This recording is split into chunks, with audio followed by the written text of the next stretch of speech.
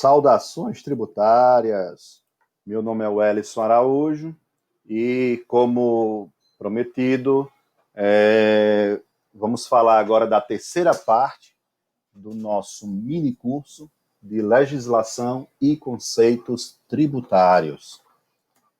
E nessa terceira parte, nós vamos falar apenas dos princípios constitucionais tributários, que têm grande relevância, grande importância, sobretudo quando se vão fazer defesa de contencioso, administrativo. Isso é bem importante, certo? Primeiro princípio da legalidade. O que é que diz esse princípio? Diz que é vedado à União Federal, aos estados membros, ao Distrito Federal e aos municípios exigir ou aumentar tributos e contribuições sem lei que o estabeleça. A lei é a base deste princípio. Onde é que está previsto esse princípio? No artigo 150, inciso 1 da Constituição Federal.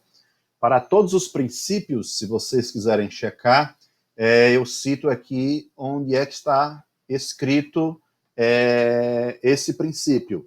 Não necessariamente está redigido da forma que eu trouxe aqui. Eu trouxe de uma forma que se torna didaticamente mais atraente para vocês, de mais fácil compreensão, ok?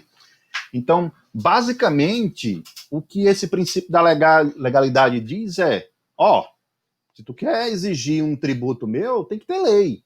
Tem que ter lei. E é lei no sentido estrito. O que é que eu chamo de lei no sentido estrito? Não é um decreto, não é uma portaria, não é uma instrução normativa, é uma lei. E lei exige a aprovação do poder legislativo. Então, um ato do poder executivo isoladamente não pode fazer com que se exija um tributo ou fazer com que aumente um tributo. Não pode, ok?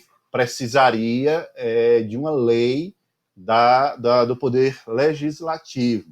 Agora, existem casos em que existe uma lei e essa lei autoriza o poder executivo. Por exemplo, dizer o seguinte, a partir de tal data fica instituído, blá, blá, blá, blá, aí tributo tal, base de cálculo tal, alguma coisa nesse sentido, e lá na frente ele diz, ato do poder executivo trará mais detalhes. Obviamente não é com essa redação, mas algo desse tipo. Nesse caso pode, porque existe uma lei prevendo, e o ato do Poder Executivo que ele vai trazer é um complemento, porque já está autorizado pela lei, que é prerrogativa do Poder Legislativo, ok? Então, para instituição de imposto, para majoração de imposto, para que se exija um imposto, tem que ter uma lei. É a primeira coisa. Princípio da isonomia ou da igualdade. Proíbe tratamento desigual aos contribuintes que se encontrem em situação equivalente, assim como qualquer distinção em razão de ocupação profissional ou função por ele exercida, independente da denominação jurídica dos rendimentos, títulos ou direitos. O que é que ele quer dizer aqui? O tratamento tem que ser igual, mas para quem se encontra em situações semelhantes. Então, vamos lá. Tem uma pessoa que recebe um rendimento por mês de R$5.000, aí tributa uma alíquota X de imposto de renda. Tem uma que recebe de R$500.000, tributa uma alíquota Y de imposto de renda. Isso aí feriu a isonomia? Não, porque eles estão em situações desiguais. Então, assim, tem um que ganhava 5 mil, oferia renda de 5 mil, o outro de 500 mil. Agora, para duas pessoas que se encontrem na mesma situação, na mesma condição, os dois, por exemplo, ganhando seus 5 mil, não poderia, salvo se tivesse permissão na própria Constituição, uma lei específica, tal, salvo raríssimas exceções, não poderia ter tratamento desigual. Mas vem a lei e a lei diz que quer tratar desigual. Se não for algo que foi autorizado pela Constituição, autorizado por lei complementar, Neste caso, não poderia. Óbvio que nós temos muitos casos no Brasil de normas, de legislações, de leis estaduais, leis federais, leis municipais que ferem alguns desses princípios. E aí cabe ao contribuinte, cabe aos utilizadores e os estudiosos do direito tributário identificar se vale a pena brigar na justiça, brigar administrativamente contra essa norma tida como inconstitucional ou não. Princípio da irretroatividade. Por este princípio, ficou vedado a cobrança de tributo em relação a fatos geradores ocorridos antes do início da vigência da lei, que os houver instituído ou aumentado. É garantido o direito adquirido. Então, basicamente, aqui nesse primeiro caso, precisa ter lei. Tem lei? Tem. Ok. Nesse segundo caso, tem lei? Tem. Mas a lei é de agora, por exemplo, de 1º de janeiro de 2020. E aí eu tenho um fato gerador de 31 de dezembro de 2019. Um fato gerador acobertado por essa lei. Essa lei pode cobrar? Não, não pode, porque essa lei foi posterior. Ainda que, por exemplo, a depender do caso, vamos citar um exemplo aqui de ICMS. Eu vendi uma mercadoria de 31 de dezembro de 2019. Vendi, vendi e entreguei. Beleza, mas eu só vou pagar o imposto, eu tenho um prazo de pagamento de 15 dias, só vou pagar dia 15 de janeiro.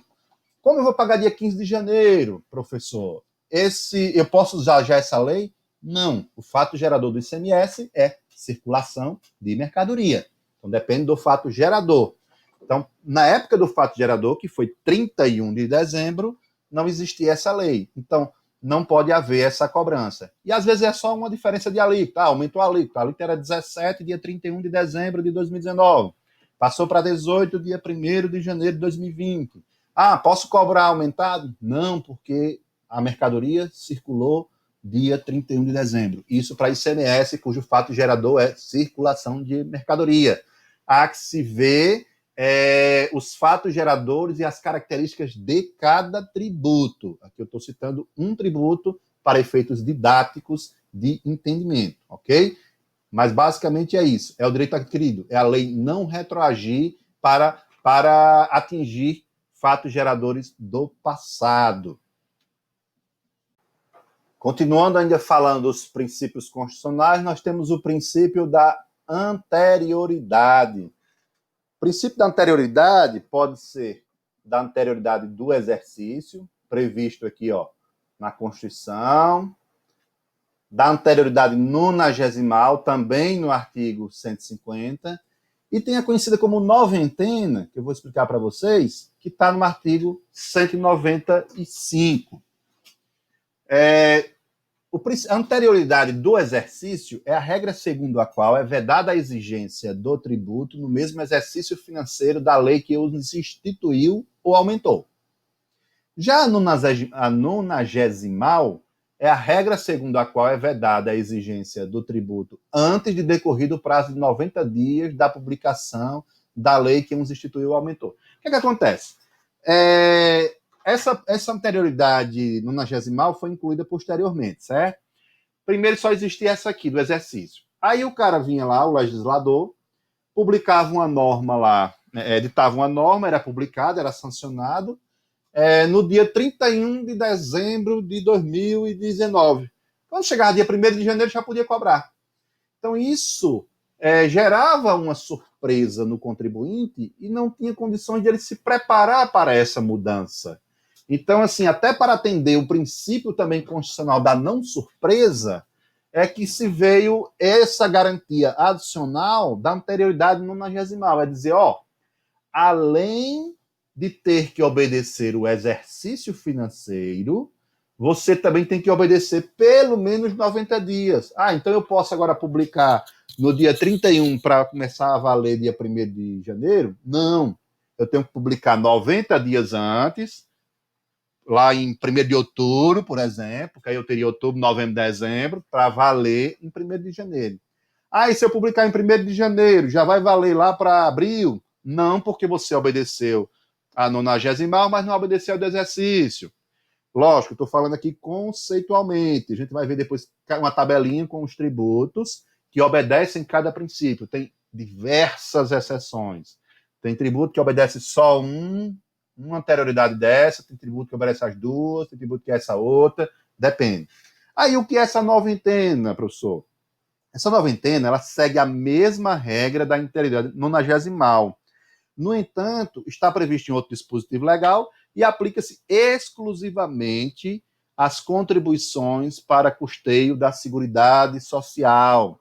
Então, para a Seguridade Social, não se aplica essa, mas se aplica essa. Mas, no final das contas, efeitos práticos muito semelhantes. Porque essa aqui, antes de existir essa segurança adicional, que eu falei que veio depois, já existia essa aqui, mas apenas para as contribuições. Então, para os impostos, taxas, não existiam, passou a existir. Então, basicamente, é isso. Então, essa anterioridade é uma segurança para o contribuinte de que ele não tenha uma surpresa, ele tenha condições necessárias para se preparar, seja operacionalmente, seja financeiramente, para atender às exigências, as novas exigências do fisco, no que se refere a quê? A um novo tributo ou a um aumento de tributo. Então, não é qualquer coisa, é instituição de tributo ou aumento de tributo, instituição ou aumento de tributo, ok?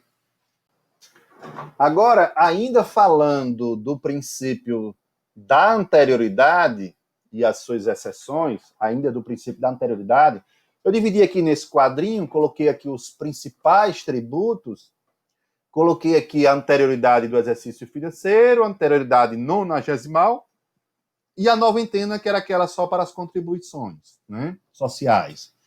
Anterioridade do exercício financeiro. Quem segue? Olha quanta exceção tem. Imposto de importação não é preciso seguir, nem o de exportação, imposto de renda, sim. IPI não, IOF não, ITR, sim. Empréstimo compulsório, não. Imposto extraordinário lá, os impostos extraordinários de guerra, tal, não. Contribuições sociais, as contribuições especiais lá, não. ICMS, sim. PVA, sim. IPTU, sim. ISS, sim. Anterioridade nonagesimal, 90 dias lá. Imposto de renda não. Então, imposto de renda. Eu posso aumentar dia 31 e começar a valer dia 1º? Sim. IPI eu posso começar dia 31 e valer dia 1º? Não, porque tem que obedecer 90 dias. Mas eu posso começar dia 1º de janeiro para valer em abril? Sim, porque seguiu os 90 dias e ele não precisa ter a anterioridade do exercício. ITR, que é um imposto que tem menos importância, digamos assim, federal, ele é o único imposto, o único tributo federal que precisa seguir as duas regras. Note só como os legisladores trabalharam. Se observa que de todos os principais tributos federais, daqui para cima, são federais, das contribuições para cima, apesar de existir duas anterioridades para a segurança do contribuinte, na prática, apenas o ITR, que é um imposto inexpressivo do governo, que tem, que obedece aos dois. Os demais, não. As contribuições sociais, como eu falei, ele obedece à noventena, que seria muito semelhante à anterioridade nonagesimal, mas não obedece ao exercício financeiro. Os tributos que são municipais e estaduais, esses sim obedecem tanto à anterioridade do exercício financeiro, pelo menos esses aqui que são os principais tributos, né, os principais impostos, bem dizendo, são os impostos, e obedecem à anterioridade nonagesimal. Mas você vê, até na Constituição se cria diversas regras para a segurança jurídica, mas infelizmente as inúmeras exceções que são colocadas faz com que essas regras não tenham que ser obedecidas, né? Eu sempre costumo dizer que para toda regra tributária, para cada regra tributária tem diversas exceções, e é fato. Concluindo aqui a nossa terceira parte desse minicurso, portanto, concluindo esse vídeo, nós vamos aqui falar do último princípio, que é o princípio da vedação ao confisco. Este princípio constitucional prescreve que é vedada a utilização do tributo com efeito de confisco, ou seja, impedindo assim o Estado que, com o pretexto de cobrar tributo, se aposse indevidamente de bens. Aqui leia-se também dinheiro. do contribuinte. Aqui se vale do princípio da razoabilidade. Então, o que é que acontece? Por exemplo, o contribuinte, por algum motivo, por falha ou por quaisquer motivo que seja, deixou de pagar o tributo. O tributo, digamos que o total seria no valor de R$ 500 mil. Aí vem o fisco, lavra uma auto-infração e, além de cobrar os R$ 500 mil, lavra uma multa de R$ 5 milhões. Isso seria, em tese, considerado confisco. Por quê? Porque como que os meus fatos geradores, minha obrigação principal era de apenas R$ 3 milhões e vem o fisco e me autua num valor muito maior, apenas, perdão, de R$ 500 mil, e vem um fisco e me autua num valor muito maior, ou autua num valor maior do que o valor da própria operação, do próprio fato gerador. Isso seria, sim, considerado um confisco. Então, há que se haver uma razoabilidade em cima disso. O grande problema é que esse princípio é extremamente subjetivo. Então, sempre se há discussões a respeito desse princípio, mas o contribuinte, sempre que se achar lesado, pode sim recorrer à justiça, alegando a questão do confisco, né? Esse confisco seria inconstitucional. O fisco não pode, por exemplo, para cobrar o tributo, tomar o prédio da empresa. Isso não seria razoável. E aqui há que se valer do princípio da razoabilidade.